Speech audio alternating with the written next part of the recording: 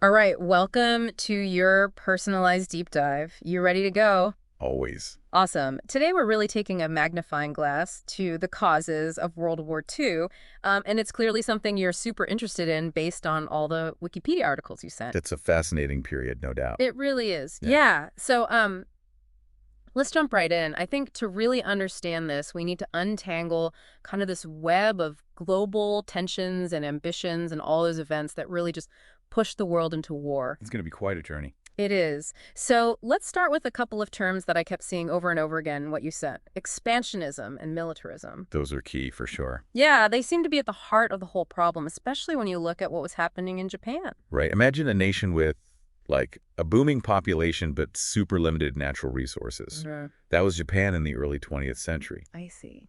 They relied heavily on imports, Right. especially oil. Hmm. And they kind of saw the U.S. as a major obstacle to their economic ambitions, especially in China. Oh, interesting.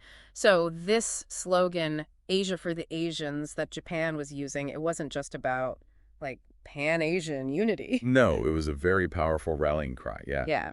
But under the surface, it was definitely tied to Japan's desire for, well, regional dominance, right?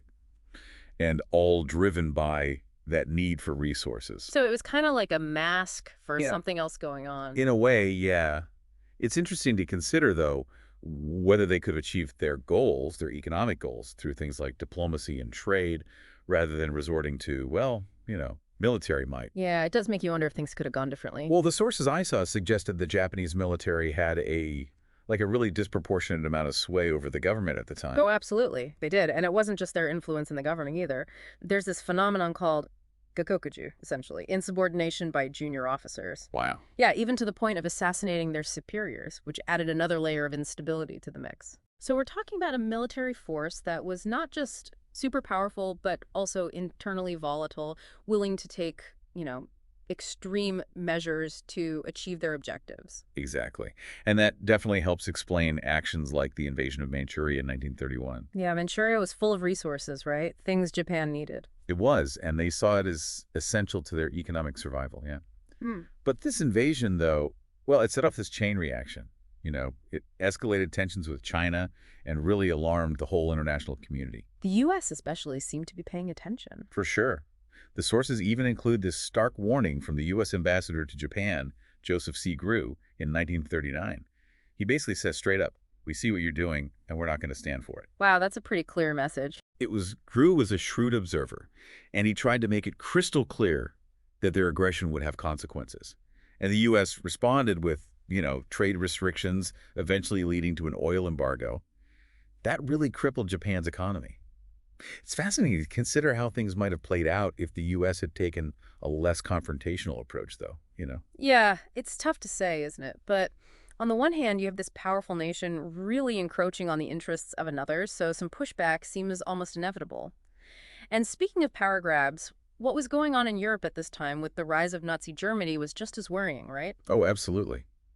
While Japan was flexing its muscles in Asia, Hitler was consolidating his power in Germany, totally driven by his own expansionist ambitions, and that desire to overturn, well, what he saw as the humiliation of the Treaty of Versailles. Right. The sources highlighted those early steps, like the remilitarization of the Rhineland and forming the Axis powers with Italy and Japan. These were clear violations of the treaty, weren't they? Definitely. They're deliberate provocations, testing the water, seeing how far they could push, and unfortunately the response from Britain and France, driven by appeasement, only emboldened Hitler. It makes you wonder, could a stronger stance early on have actually deterred his aggression? It's a big question, and a crucial one. Instead of containing Hitler, they basically gave him an inch, hoping he wouldn't take a mile. But we know what happened, right? He took a mile. First with Austria, annexing it under the guise of unifying ethnic Germans. And then the Sudetenland. Right. This region of Czechoslovakia, also with a large German population, became Hitler's next target. And the British and French, desperate to avoid war, pressured Czechoslovakia into giving it up. Appeasement in action. It seems like a desperate gamble that backfired spectacularly. It did. It showed Hitler he could get what he wanted through threats and intimidation, which paved the way for even bolder moves. And that brings us to, well, one of the most shocking developments leading up to the war, the Molotov-Ribbentrop Pact. The pact between Nazi Germany and the Soviet Union. Yeah. A pact that, on the surface, seems completely unimaginable. These were bitter ideological rivals. Totally. But this pact, signed in August 1939, really reveals the cold, calculating nature of international politics. It let Hitler secure his eastern border before attacking Poland, and Stalin gained valuable territory and time to prepare for, the inevitable clash with Germany. And there was a secret protocol, right? This sinister agreement about Poland. There was, yeah, hidden within the pact. It basically sealed Poland's fate. They literally carved up the country between them. Wow. And with that, the stage was set for war. Sadly, yes. Poland, even though they resisted fiercely, they stood little chance against both Germany and the Soviet Union. It was a David and Goliath situation. It was. On September 1st, 1939, the German invasion began, and Britain and France declared war. A war that, in many ways, had been brewing for years. A complex mix of expansionist ambitions, resource scarcity, ideological clashes, political miscalculations, and the tragic failure of appeasement. Yeah, it's so much more complicated than just one thing. It really is. It's wild, right?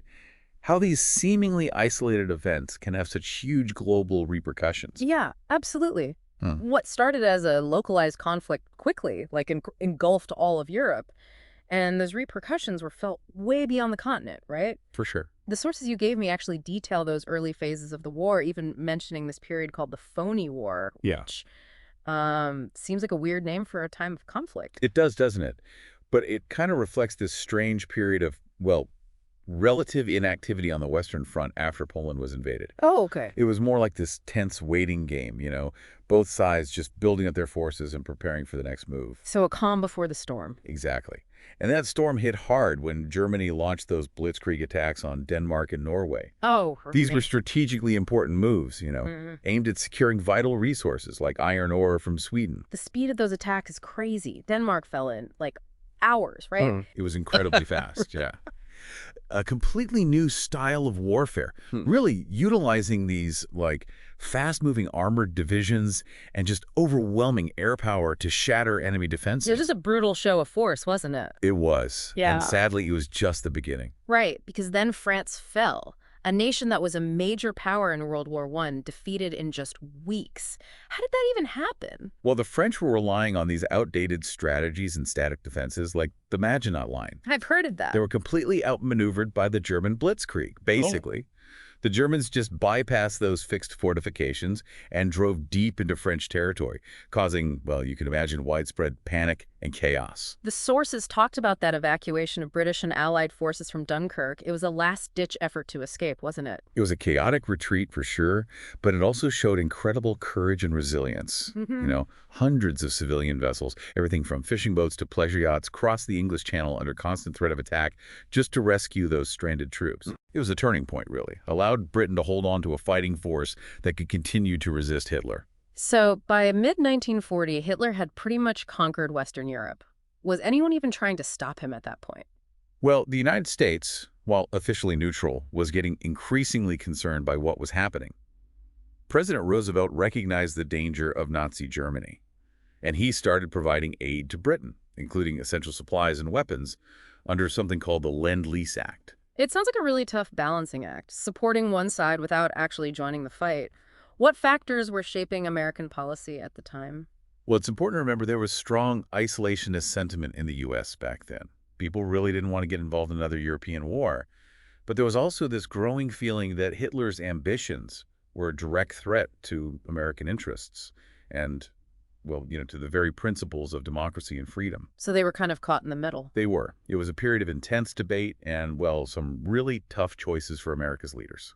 Meanwhile, while all this was going on in Europe, Japan was still pushing its own expansionist agenda in Asia. I guess still driven by that constant need for resources, right? Exactly. And the situation in Europe, with those colonial powers tied up fighting Germany, it gave Japan an opportunity. They saw their chance to take control of resource-rich territories in Southeast Asia, mainly those under British and Dutch control. But wouldn't that put them on a collision course with the U.S.? It did, inevitably. Tensions between the U.S. and Japan just kept escalating throughout 1940 and 41. The U.S. imposed economic sanctions, ending with that oil embargo which really hit Japan's war machine hard. So they had a choice to make: back down from their goals or risk war with a superpower. Right, a really tough choice. And Japan's leadership, driven by a mix of, Well, nationalist fervor, a sense of destiny, and maybe a belief in their own military superiority, they chose to gamble. Mm. On December 7, 1941, they launched a surprise attack on Pearl Harbor. Trying to take out the U.S. Pacific Fleet. Hoping to, yeah, and pave the way for them to dominate Southeast Asia. That backfired pretty badly, didn't it? It did, yeah. The attack on Pearl Harbor, while it caused significant damage, it ultimately woke up a sleeping giant. It unified American public opinion in favor of war, and the U.S. officially joined the conflict the next day. It's kind of crazy how an attack meant to prevent U.S. involvement actually brought them into the war. It's one of those unintended consequences of aggression, you know. What Japan thought would secure their regional dominance actually transformed what was a European war into a truly global one. And it's worth noting that just hours after Pearl Harbor, Japan also attacked British Malaya, Singapore, and Hong Kong. Their ambitions were huge. It's fascinating and scary to see how events on opposite sides of the world were so connected, influencing each other. That's a key takeaway from this period. I think World War II wasn't just a bunch of separate conflicts. It was one big, interconnected global struggle with ripple effects that went way beyond the actual battlefields. And speaking of battlefields, the war was about to get even more brutal. The sources mentioned some turning points like Stalingrad in the east and Midway in the Pacific. Those were big moments, weren't they? Huge. They marked a shift in power, you know, shattering that myth of Axis invincibility and setting the stage for the eventual Allied victory. But before we get into those specifics, I think it's important to consider the human cost of this conflict, the unimaginable suffering that happened all over the world. The scale of the war is hard to comprehend. Millions dead, countless lives shattered, entire societies uprooted. It's It's just... staggering, isn't it? Mm. And it wasn't just the physical destruction either. The psychological scars of war, the trauma, the grief, the loss of innocence. These are wounds that can last for generations. You mentioned earlier the Nazi ideology, their twisted worldview that justified their aggression and the horrible crimes against humanity. It's a scary reminder of the dangers of extremism. It is. And while the sources you shared focus mostly on the military and political side of the war, we can't forget about the impact on civilians. The suffering they endured not just on battlefields, but in bombed cities, occupied territories, the concentration camps. It makes you realize that studying history isn't just about remembering dates and battles. It's about understanding what people went through, the choices they made, and how those consequences echo through time. Exactly. And with World War II, those consequences still shape the world we live in today. The geopolitical landscape, international institutions, even how we think about war and peace, they were all profoundly influenced by this conflict. It feels like we've barely scratched the surface, honestly. This whole thing is massive. It really is. And that's the thing about history, you know, it's like this endless ocean. You can just keep diving deeper and deeper, uncovering new perspectives. So much to explore. Well, before we come up for air, so to speak, is there like one thought, one big idea that you hope our listener takes away from exploring World War II? It's easy to get caught up in the big picture, right? You know, the major powers, the grand strategies, all the famous battles. But I think we have to remember that World War II was ultimately a human story. It was all these countless individual experiences woven together. It wasn't just like Hitler versus Stalin or the US versus Japan. It was millions of people making choices, facing these incredible challenges, enduring hardship, and sometimes showing unbelievable courage and resilience. Exactly. And those individual stories, those journeys through the chaos of war, they can be so insightful. They remind us that history isn't just about abstract forces, you know? It's about real people living through extraordinary circumstances. Yeah, I love that. It's like a reminder to look beyond the headlines, right? To search for those hidden stories, the voices that might otherwise be lost in the grand narrative of history. Precisely. And as you continue exploring the causes of World War II, or really any historical event, keep that in mind. Search for that human element. Look at the personal stories. You'll be amazed at what you find. That's such good advice. Yeah. Well, on that note, I think we're ready to resurface from this deep dive. It's been a really thought-provoking journey. It really has. Yeah. It's always fascinating to explore these complex moments in history, to wrestle with the big questions and think about what we can learn from them. A huge thank you to you for guiding us through all of this. Your insights have been fantastic, as always. It was my pleasure. And to you, dear listener, thanks for joining us on this deep dive into the causes of World War II. I hope you've come away with a better understanding of this complex and frankly tragic chapter in human history, and I really hope you'll continue to explore these stories that shaped our world. Keep those questions coming and keep diving deeper. And always, always, be on the lookout for those hidden stories that connect us to the past. Until next time, happy listening.